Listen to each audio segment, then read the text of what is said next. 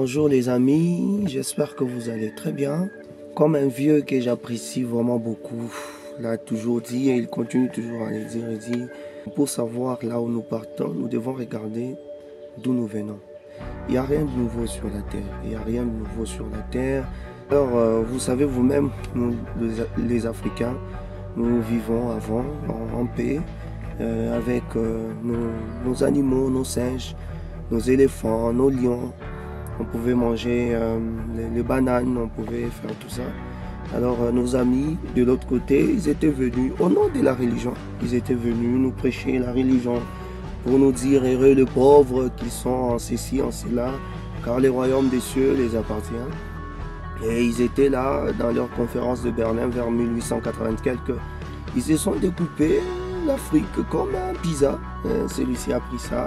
Le Sénégal, le Cameroun et autres là, pris par la France.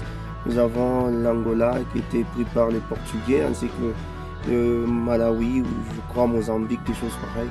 Donc ils s'étaient partagés l'Afrique. Pourtant les ancêtres les avaient vraiment bien accueillis, mais par après ils se sont partagés l'Afrique. Mais ils sont venus nous apprendre que avoir plusieurs femmes était un péché. Mais eux, avec le temps, ils sont venus pour nous apprendre que c'est marié, papa, maman, là, c'est pas un péché, c'est la modernisation, c'est le droit de l'homme.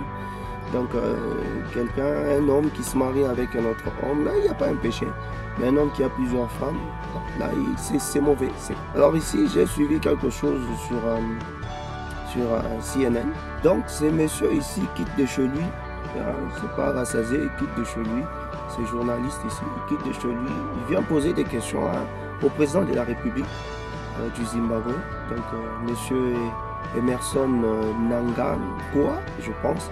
Il vient lui poser des questions là pour lier à vous-même, vous savez, les problèmes de droit des papas et papa. Papa, donc papa qui se marie avec papa, maman qui se marie avec maman. Et pourtant, il vient lui poser des questions pour qu'il puisse lui répondre si lui, en tant que président, va défendre ces droits-là. Le président lui répond sagement pour lui dire que selon notre constitution, il y a une loi qui interdit vraiment ça dans ce pays, dans le Zimbabwe. Le Zimbabwe, nous allons un peu entrer un peu en détail pour comprendre exactement comment est-ce que cette loi a été adoptée. Vers les années 1980 quelques, le président Mugabe, le feu président Mugabe, paix à son âme, un homme brave, un homme qui était vraiment lettré. C'est un homme qui avait presque 7 diplômes d'université. Et le Zimbabwe, c'est un pays d'Afrique, le seul pays africain où on retrouve beaucoup de gens qui ont étudié, donc beaucoup de lettrés, on les retrouve au Zimbabwe. Alors, le Zimbabwe, avec le président Mugabe, il avait pris le pouvoir vers les années 87, je pense. Il avait fait une trentaine d'années au pouvoir. Pendant les règnes du président Mugabe, il avait interdit qu'il y ait ces histoires là-bas. Vous allez vraiment m'excuser. Je ne préfère pas citer ces mots-là pour éviter à ce que notre chaîne aussi soit censurée. Vous savez vous-même de quoi il s'agit, comment ça se passe. Alors, ainsi de suite, on avait voté cette loi-là au Zimbabwe qui interdit qu'il y ait de papa et maman.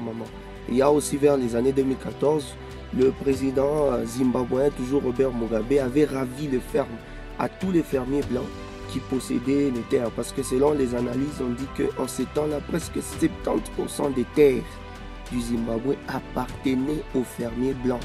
Imaginez-vous, les blancs, ils étaient venus au nom de la religion. Ils nous ont prêché, ils nous ont prêché, par après ils ont pris nos terres. C'est eux qui étaient des fermiers, c'est eux qui avaient beaucoup d'argent. Alors le président Mugabe avait dit, niet, nous devons prendre ces terres pour remettre ça au noir. On avait pris les terres, on a remis ça au noir. Alors avec ça, le Zimbabwe était sujet à beaucoup de sanctions. Ils ont été frappés par la FMI, ils ont été frappés par la Banque mondiale, ils ont été frappés par beaucoup d'organisations internationales, les Nations Unies, et on avait vraiment placé beaucoup de sanctions sur les Zimbabwéens. Beaucoup de Zimbabwéens commençaient maintenant à souffrir. Un pays rempli d'intellectuels, mais ils étaient obligés de commencer à aller vers l'Afrique du Sud parce que le Zimbabwe et l'Afrique du Sud sont des pays frontaliers. Il y a des gens, ils ont une frontière artificielle, c'est-à-dire il y a des fils barbelés autres là. Il y a des Zimbabwéens qui passaient par-dessus, qui sautaient, tout ça pour aller se rechercher. Tout ça à cause des sanctions. Et le président Mugabe est mort, il y a celui qui l'a succédé. Voilà qu'un journaliste vient lui poser des questions sur le droit des papas et maman. Voilà qu'il lui répond sagement pour dire que nous avons beaucoup de problèmes. On a des problèmes économiques dans notre pays, nous avons des problèmes d'infrastructure, nous avons des problèmes de travail, nous avons beaucoup de problèmes qu'on doit résoudre dans ces pays. Donc il y a une loi qui interdit cela. Voilà, le monsieur continue à lui poser, observer un peu l'arrogance, la manière de lui parler. Il veut jouer avec sa psychologie pour qu'il puisse dire quelque chose. Il va plus loin pour lui dire que vous pouvez quand même changer quelque chose parce que vous êtes président. La question que je suis en train de me poser, c'est que si eux prétendent dire c'est eux qui connaissent la démocratie, ils sont là, tout ça, mais pourquoi chercher à nous imposer certaines choses? Parce que si un président ou un pays refusait ça, ces pays-là sont souvent sujets à des sanctions. Donc nous devons comprendre que il y a des choses dans la vie qu'on peut accepter d'adopter, mais il y a d'autres choses qui cadrent avec les valeurs d'une population, les valeurs d'un peuple, les valeurs d'un pays. Donc on ne peut pas venir nous imposer des histoires que papa, maman, tout ça c'est ce qui est nécessaire. Et vous allez constater que les pays qui sont en train de s'opposer à toi, à ça plutôt, les pays qui s'opposent à ça, ils sont souvent sujets à des sanctions. Donc pour savoir là où nous partons, il faut regarder d'où nous venons.